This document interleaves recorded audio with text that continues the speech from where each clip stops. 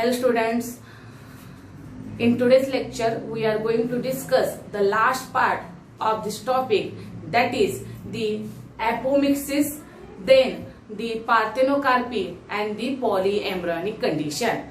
First we'll see apomixis type of phenomenon. Apomixis means what? There will be the formation of embryo through asexual method. That means apomixis is the process in which there is a formation of embryo through the asexual method or through the asexual reproduction. Embryo is generally formed through the sexual type of reproduction, and for the formation of the embryo there will be requirement of male and female gamete, and after the formation of male and female gamete there will be fertilization, and after that embryo is formed in normal process of sexual reproduction. But in the apomixis process there is no formation of the gamete as well as no fertilization. So gamete and fertilizations are not formed in this process, and that process is called as the apomixis. This apomixis is asked for one sentence definition in exam point, that is what is meant by apomixis. Apomixis, formation of embryo without asexual or without sexual method, that means by the asexual process. Then this apomixis is again of two types. One is called as apogamy and another one is called as apospory. Apogamy and apospory, these are the two types of the apomixis. Then first we'll see what is meant by apogamy. Apogamy means what? The gametophyte or the cell.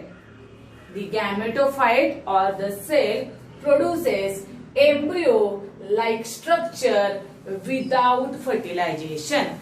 That means the cell in a plant, or we may say that the gametophyte of the plant produce the embryo. This gametophyte produce the embryo, but this embryo is produced without the process of fertilization.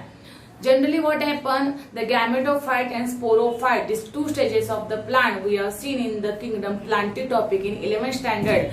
These gametophytes are generally always haploid. These gametophytes in sexual reproduction produce the male and female gamete. These male-female gamete unite by the process of fertilization, and there will be development of the embryo. But here these gametophytes do not produce any gamete. Only this gametophyte without fertilization, without formation of gamete, produce the embryo. That process is called as apogamy. So apogamy means gametophyte without fertilization produce the embryo, and that is called as the apogamy. Next type of apomixis is the apospory. Apospory means what? Here diploid sporophyte. Normally all plants have the sporophyte which is always diploid, and normally all plants have gametophyte which is always haploid. So this diploid sporophyte produces a diploid gametophyte. Here diploid sporophyte produce diploid gametophyte without undergoing meiosis. That means in this process this diploid sporophyte form the diploid gametophyte without the process of meiosis. Normally in all plants this not happen because gametophyte is always haploid and sporophyte is always diploid. This diploid sporophyte always undergoes in normal plant by the process of meiosis, and through the process of meiosis this diploid sporophyte gives rise to a haploid gametophyte. But here in the process of apospory, which is the type of apomixis, this diploid sporophyte without the process of meiosis directly gives rise to the diploid gametophyte, and thus this process is called as the apospory. So all these definitions are very important. First is of apomixis, then it is of apogamy, and next one is the apospory. there may be question asked that write a note on apomixis. Then you have to write the definition of apomixis and then the types of apomixis, that is apogamy and the apospory. Then next point is that the type of apomixis. These are the two forms of the apomixis, not these are the types of apomixis, but actually the type of apomixis are of three types. Which are these three types? One is called as the recurrent apomixis, another one is the non-recurrent apomixis, and third one is there that is called as adventive embryony. See here, three types of the apomixis are there. Here we have written here only two types and one that we are going to discuss later, that is called as the adventive embryony. So types of apomixis are one recurrent apomixis, another non-recurrent apomixis, and third one is called as adventive embryony. These are the three types of the apomixis. We will see first the recurrent apomixis. This recurrent apomixis means what? That means in this apomixis, what happened? The embryo sac, which is always developed in the ovule, this embryo sac develops from archisporial cell or from other part of nucellus. That means here also it is a asexual type of reproduction. In the recurrent apomixis, the embryo sac, which we call as a female gametophyte, develop from archisporial cell. Then where we will find this archisporial cell? Archisporial cells are cells present in the nucellus. So these archisporial cells from the nucellus or any other part than the archisporial cell of the nucellus going to form the embryo sac, and that is called as recurrent apomixis.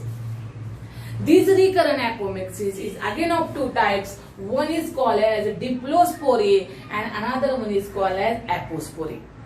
Diplospory and apospory are the two types of this recurrent apomixis. What is meant by diplospory? Diplospory means embryo sac develops from diploid megaspore mother cell. An example given is here, that is taraxacum. What is the example? Taraxacum. This is the example of this diplospory. In diplospory, embryo sac is developed here, and this embryo sac is developed from the diploid megaspore mother cell, and that's why it is called as the diplospory. While the other type is called as apospory, where nucellus gives the embryo sac. Directly nucellus part of the ovule gives embryo sac, then it is called as apospory. And when the megaspore mother cell of the nucellus gives the embryo sac, which is the diploid one, it is called as the diplospory. So this is the explanation of the recurrent apomixis. In recurrent apomixis, what happens? Embryo sac develops from archisporial cell of the nucellus or from any other part of the nucellus. It is of two types, diplospory and the apospory. Then next type of the apomixis is the non-recurrent apomixis. What happens in this non-recurrent apomixis? In non-recurrent apomixis, again megaspore mother cell, MMC, that means megaspore mother cell, undergoes meiosis, which always happen in the normal plant, and haploid embryo sac is produced. That means always in the normal plant, megaspore mother cell undergoes meiosis, and from this megaspore mother cell we will get the embryo sac. Here also in non-recurrent apomixis, what happens? This megaspore mother cell undergoes meiosis process, and there will be formation of the haploid embryo sac, because embryo sac is always haploid one. Then this embryo arises from the egg by parthenogenesis. Here embryo always form from the embryo sac, here form from this megaspore mother cell, which is the diploid megaspore mother cell. By the process of meiosis, it forms the embryo sac. But the embryo which are formed in this embryo sac is formed from the egg, and that process is called as the parthenogenesis. Means here there is no fertilization of that egg, but this egg without fertilization directly form the embryo, and that process we call it as a parthenogenesis. Parthenogenesis means when there is a formation of embryo without fertilization, then we call it as a parthenogenesis. Here we will get the embryo from the egg, but there is no fusion of the gametes, no fertilization, only the process parthenogenesis occur. Then maybe possibility by the formation of embryo by the process of parthenogenesis, or from some other haploid cells of the gametophyte through apogamy, or that embryo either formed from the egg by the process of parthenogenesis, or that embryo may be formed from the other cells of the gametophyte by the process of apogamy. Here we have seen apogamy means the gametophyte produces the embryo without fertilization. Like that, here also the gametophyte may develop the embryo without fertilization, that is called as the apogamy.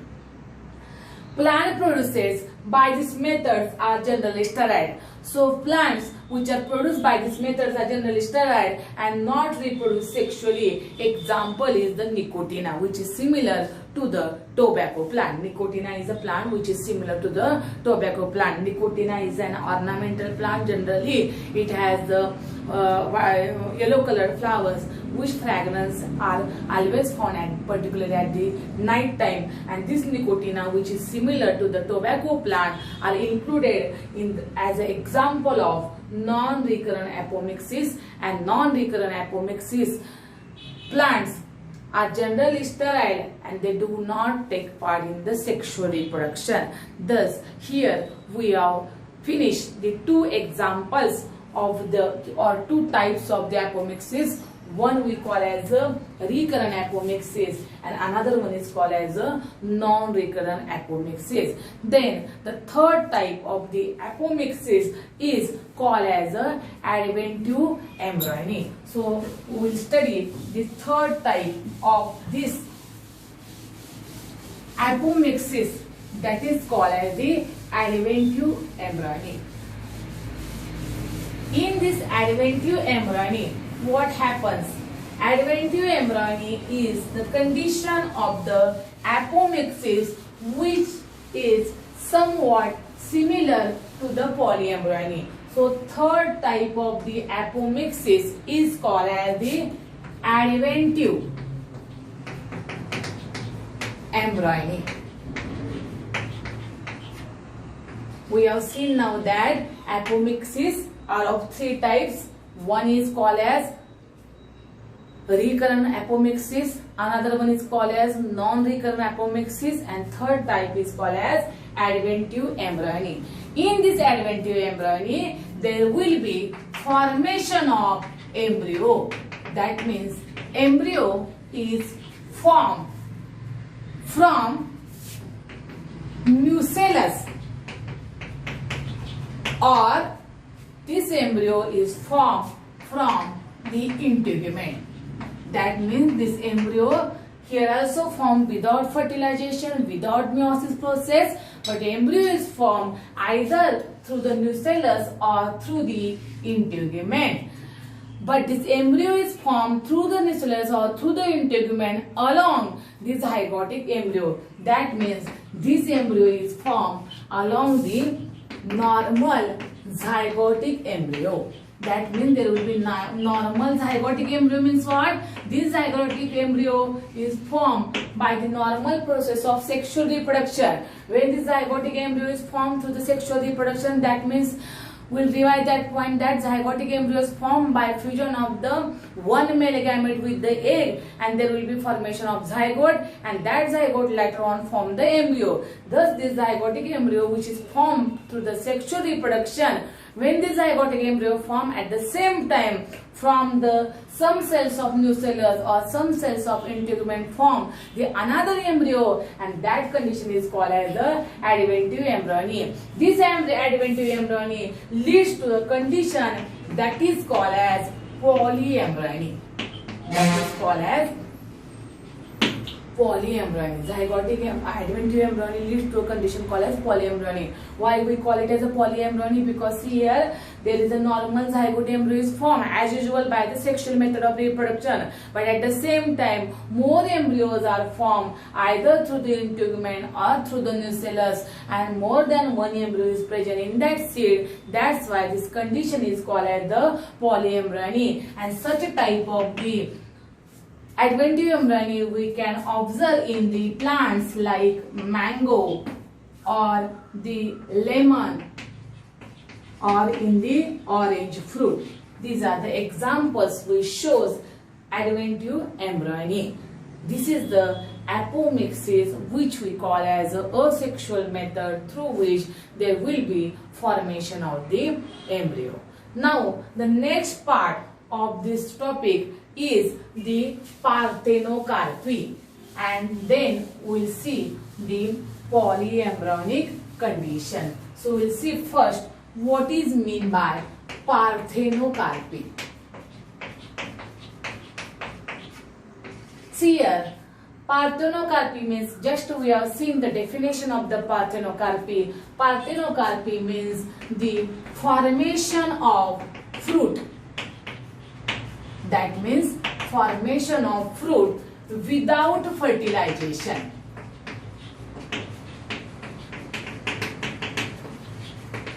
As we are well known about the process of fertilization, all of you know that fertilization process involves formation of male-female gamete and their fusion.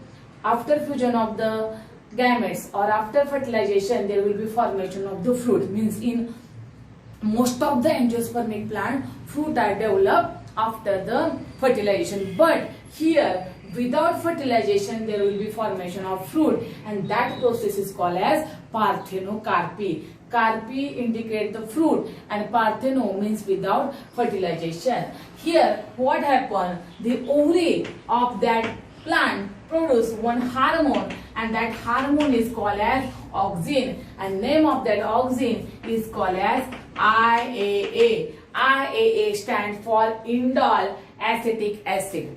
Indole acetic acid, that is one of the hormone of the plant which we call as auxin, is secreted by the ovary of that plant, and this auxin is responsible for enlargement of the ovary. And this enlargement of the ovary, or this ovary, enlarged ovary, going to form the fruit, and that fruit is we call as a developed by the process of parthenocarpy. So parthenogenesis means the formation of fruit without fertilization, or parthenocarpy is the formation of fruit without fertilization. Ovary produce one of the important hormone which is called as auxin. Type of auxin is indole acetic acid, which cause the enlargement of that ovary, and enlarged ovary then convert into the fruit, and that fruit is called as parthenocarpic fruit. Some examples are there, that is called as pineapple or banana. Some papaya plants now can be produced by this parthenogenic process. Grapes are also there, we can also produce by this parthenocarpy process. And the significance of this parthenocarpy is that the fruits are without seed. These all fruits are seedless, they do not have any seed. And the last part of this topic is the polyembryony.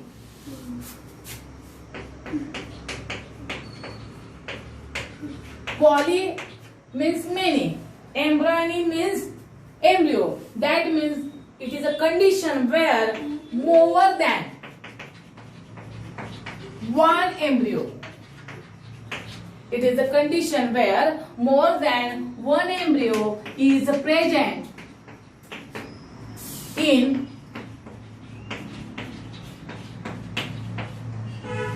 embryo sac.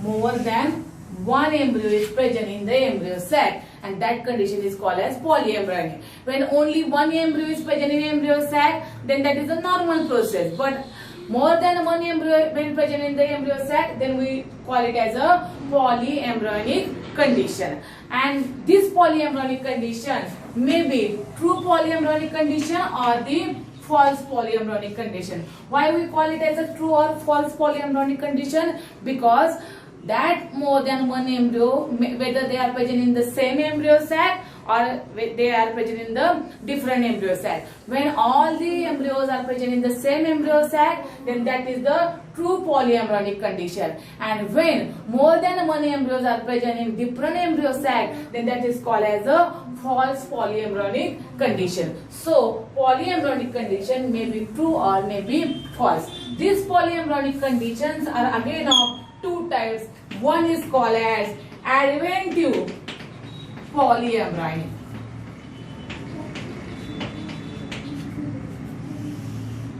Adventive polyembryonic. What is meant by adventive polyembryonic? Just we have seen the adventive embryonic, which is a type of apomixis. So same point that we are going to discuss here, but there is a polyembryonic condition related to this adventive polyembryonic. What is meant by adventive polyembryonic? That means here the embryo, again same thing we are going to repeat, that is embryo develops from nucellus or integument. Embryo develops from the nucellus or integument, and such condition, that means this embryo develops from nucellus or integument, and there will be formation of many embryonic condition, that is called as polyembryony. Such a case will found in the plant called as the citrus plant. In citrus plant we can observe this polyembryonic condition, that is called as adventive polyembryony. And the second type of the embryony, that is the polyembryony, is the cleavage polyembryony. Second type is, I am writing here, cleavage polyembryony. What is meant by cleavage polyembryony? In the cleavage polyembryony, what happens? Zygote proembryo, that we have seen zygote proembryo in the development of dicot and monocot embryo. So this zygote proembryo divides into different parts. This zygote proembryo divides into different parts, and each part then forms the embryo. And each part forms the embryo. Thus there will be many embryos are developed in the same embryo sac, and this is called as the cleavage polyembryony. So this polyembryonic condition is useful in the plant because the polyembryonic condition is responsible for the survival of that plant. That means from the normal plant, polyembryonic plant can be survived better in adverse environmental condition. So in today's lecture, which is the last part of our topic, that is the reproduction in lower and higher plant. Here we have finished all the state board theory, and which we have seen today, that is today's lecture we have seen the apomixis, that means formation of embryo by the asexual method. Then types of apomixis, these are three types: recurrent apomixis, non-recurrent apomixis, and adventive embryony. What is the significance of apomixis? In apomixis process, all the individuals which are produced are genetically identical, and they are produced by the rapidly than the sexual reproduction. This is the main significance of the apomixis. Then we have seen the parthenocarpy, that means the formation of the fruit without fertilization, and one important hormone involved here, that is the auxin. An example of auxin is the indole acetic acid. Significance of parthenocarpy is that the fruits are always seedless, and that's why most of the consumers prefer such type of the fruits. Then the last part is the polyembryony. That means the formation of more than one embryo in the embryo sac is called as the polyembryony. This polyembryony is useful because it causes more survival of the plant in adverse condition than the normal plant, and this polyembryony is of two types.